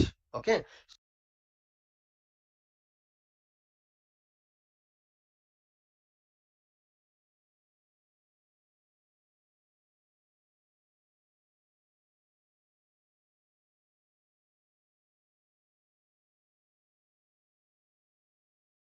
So it is using the concept of linking. Okay, so don't worry if you see sh or bash in your previous scripts, the scripts that were written previously in your organization. So if you see slash bin slash sh, and if you think that it is executing bash, that is because of the linking concept that is provided. But these days, like over a couple of years, I can say, or like just previously in a year, what happened is some of the operating systems like Ubuntu, they have started using, I mean, they have started linking dash slash bin slash sh to slash bin slash dash. So instead of bash, they started using dash as the default. Now, why they are using it is out of scope of this video, but you have to understand that now you cannot use this syntax. So you have to be very careful. If you are writing a bash scripting, always use slash bin slash bash. Okay. So do not complicate the script. Or if you if you start writing this one, your script might not work in some cases, like in a Ubuntu machine. Like you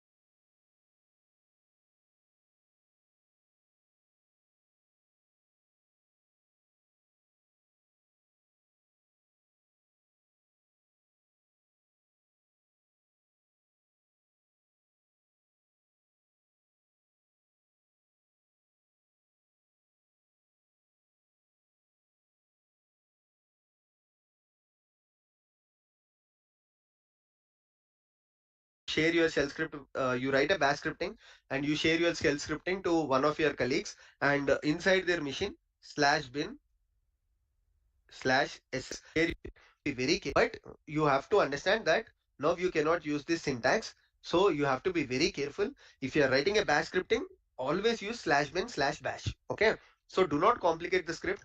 Or if you if you start writing this one, your script might not work in some cases, like in a Ubuntu machine. Like you share your shell script, you write a bash scripting and you share your shell scripting to one of your colleagues, and inside their machine slash bin slash sh, if by default it has set a link to slash bin slash dash, your script will not work. Okay, so that's why you have to be very careful. So always the linking for slash bin slash sh is not pointed to slash bin slash bash. So previously it was happening, but now some operating systems have decided that they want to use dash by default and not bash by default. So be careful whenever you're writing a new shell script, always use the proper syntax, that is slash bin slash bash. So this is your interview question as well. So what is the difference between slash bin slash bash and what is slash bin slash sh and slash bin slash bash? So if somebody is asking what is the difference, you have to clearly explain that okay, previously both of them were same, because slash bin slash sh was redirecting using the linking concept to slash bin slash bash, but now it is not the same because some of the operating systems have decided to use dash as default. So your script might not execute if you are writing in bash scripting on a machine where dash is default.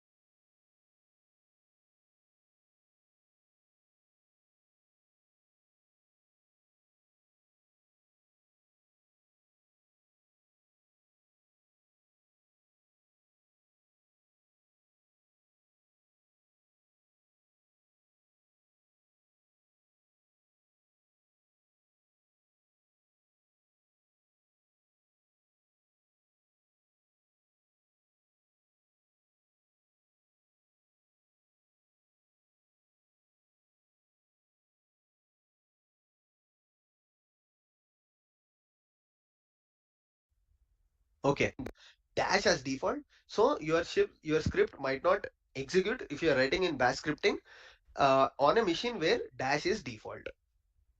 Okay, now we have discussed a lot about these the difference, and we totally understood what is the first line here. That is /bin/bash.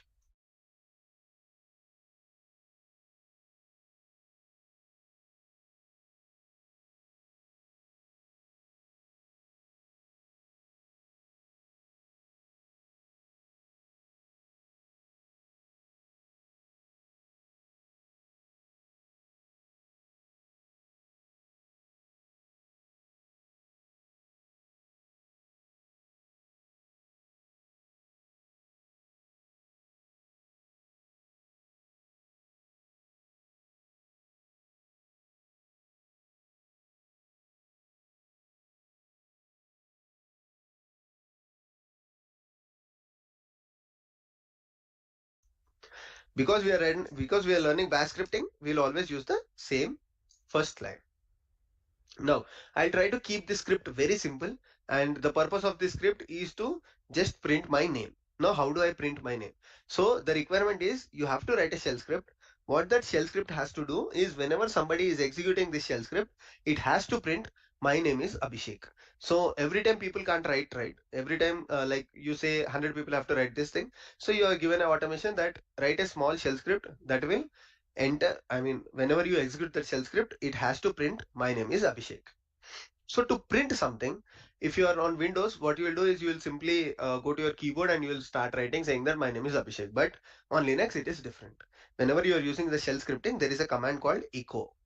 Using echo, what you will do is you will write my name is Abhishek. So if you are using Java, you might be using print statement, right? Similarly, in shell scripting, we use the echo statement. That's it. Now let me save this file. Now, how do I save this file? So this is one of the challenges that a fresh or a new Linux users might face.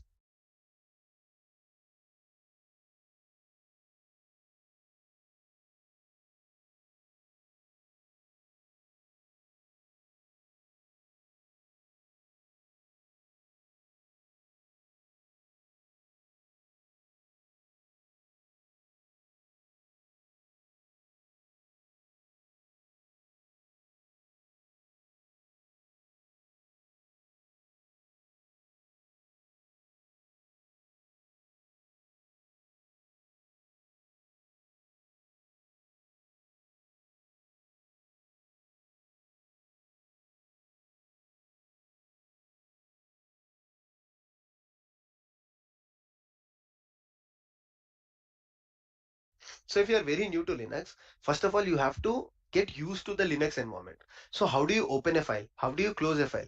Like I told you, to open a file, I just used vim command, but let's say I just opened this file. Okay, let me go back, and I use the vim command and I just opened this file. By default, if I enter my keyboard, okay, so the first thing that I have to do is come to the insert mode. Okay, if you see here, I'm in the insert mode. What is this thing? Why is it so complicated? So okay, so if you're using a Linux machine or a Linux environment, so there are set of things that you have to follow, that once you open this file, the Linux has to know that what is the purpose of opening this file. Are you trying to read this file? Are you trying to write inside this file? Or you are trying to do like just copy some content from this file and paste it somewhere. So for that purpose, you have to inform that I just want to open this file and write something. So for that, you have to use the escape button and press the I. Okay, once you press I, it says that okay, now you are in the insert mode. So what I have to do? So whenever I'm opening a file, I just have to open the file, press escape and click on I. So once you click on I, so it goes to the insert mode. How do you know if you're insert mode? So to your left bottom, you will see something called insert. So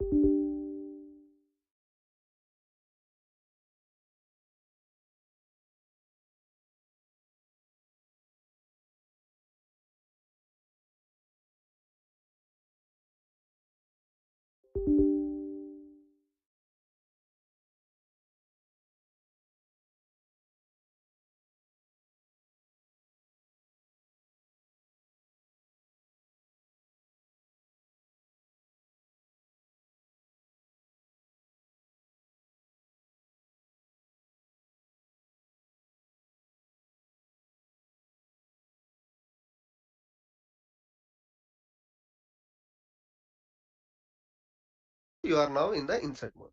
Now, once I'm in insert mode, I can start writing like the one that I just wrote, slash bin slash bash.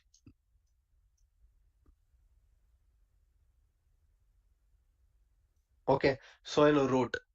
I just wrote something into this shell script, and now I want to save this file.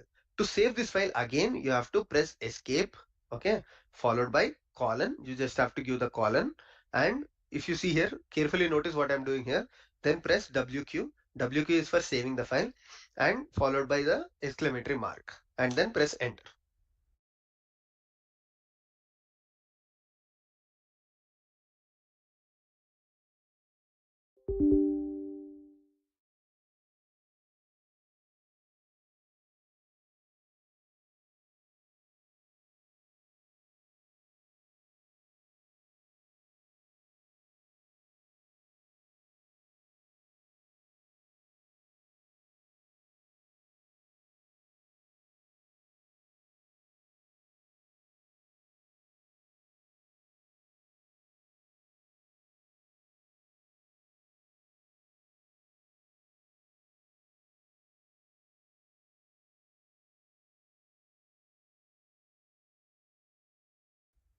So now your file is saved with this content.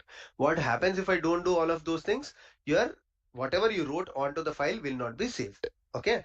So let's say now I also have one more file here, right? So second. So I just opened this one. Let's go to the escape and press insert mode. And now I'll start writing something here, slash bin slash bash. And I'll say echo. I'll just say hi. Okay. Instead of escape colon WQ, what I'll just say is just Q. Okay.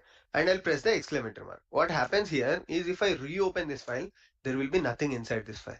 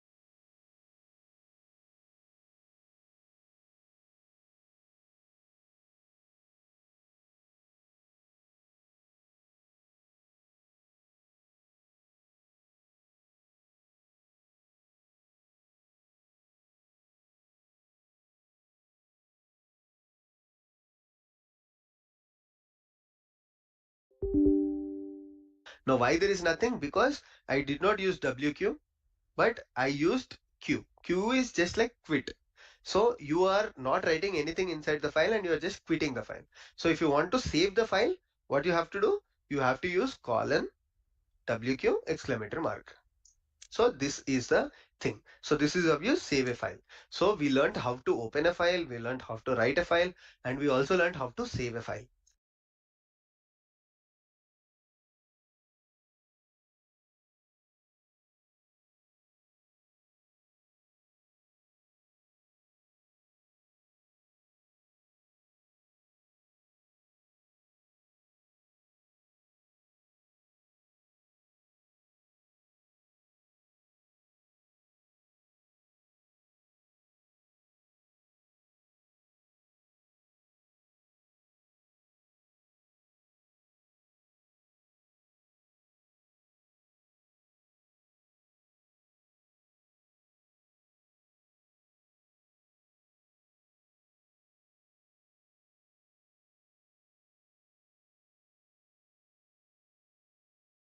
So these are the different things.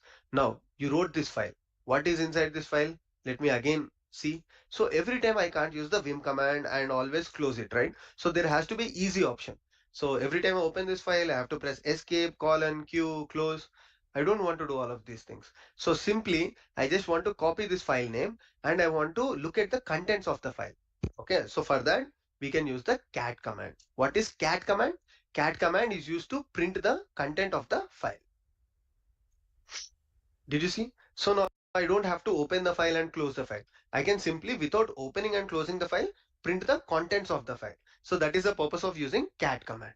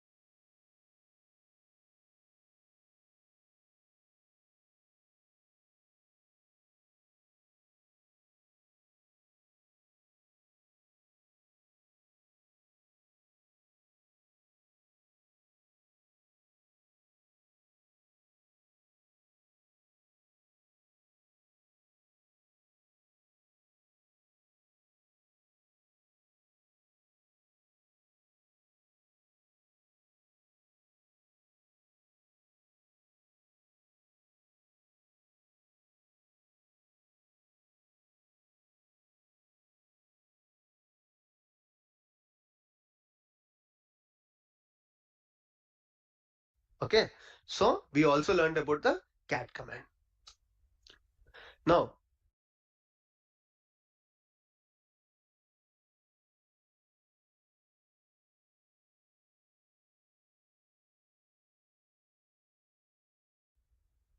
how do I execute this script? Okay.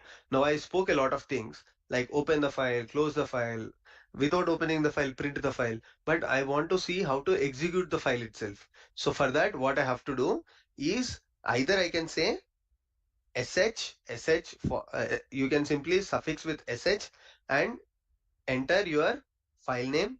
Okay, I can also do this, or I can simply use dot slash. Okay, so two options. So dot slash can be used to execute any file, whether you have a Python script. Also, you can use dot slash. Basically, whenever you have an executable, so shell script, this is an executable file, right? You can execute this file. So any executable file in Linux can be executed using dot slash. If I don't want to use dot slash, and if I want to definitely mention it as a shell script, so I can simply say sh followed by this thing. Okay, so two options: either use sh as suffix, or either use dot slash as a suffix, whatever you would like to. So as soon as I enter this one, this has to be executed, but it says permission denied.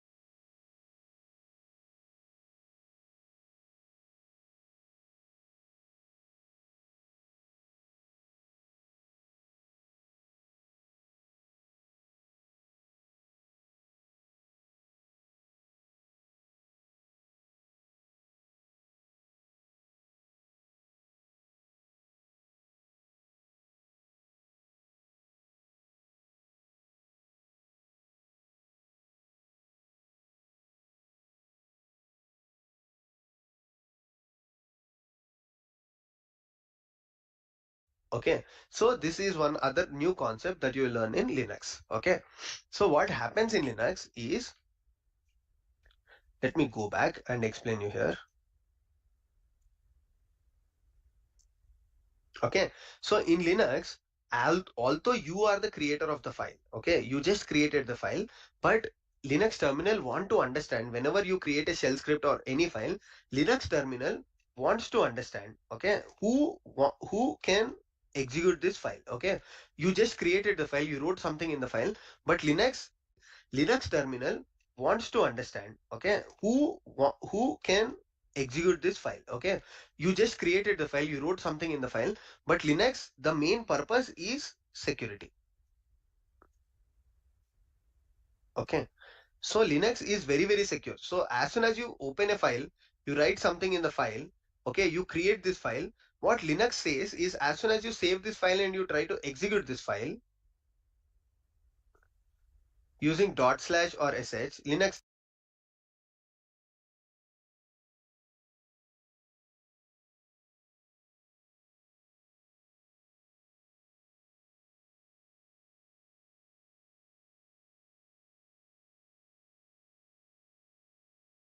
says, okay, wait.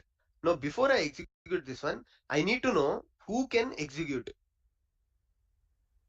Or it asks, who are you? Do you have permissions? Only if you have permissions, I can allow you to execute this file. So for that, whenever you create a file, you have to grant permissions to your file. So this is a new concept that you are learning. And this concept is not straightforward because in Linux, granting permissions is not straightforward. Okay, on Windows machine, even in Windows you can do it, like, you know, you can right click and you can say which user has access, which group has access. But like I mentioned you, most of your Linux machines does not have a graphical user interface. Okay, you cannot directly use a cursor or something, because when you're working on an organization, you don't install GUI on all of your machines. So for that, what you'll do is you'll only use the command line. And using command line, the command that we're using here is